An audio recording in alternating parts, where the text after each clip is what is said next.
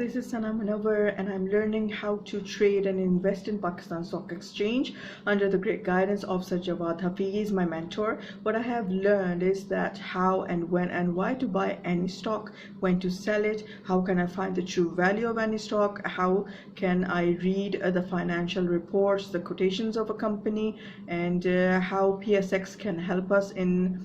giving all the information regarding any company's financials, and how much can we rely on a broker, how much ears should we put on to the rumors going all around us, how much important it is to read the newspaper and the news regarding the stock market, and what are the blue chip companies, and what is the true intrinsic value of any company or any stock, and how can we acknowledge ourselves and how can it help us in making good decisions, how can we read graphs, how much they can help us, and actually how much should we rely on them, and lots of more other things. And I still hope to learn a lot from him. Thank you so much.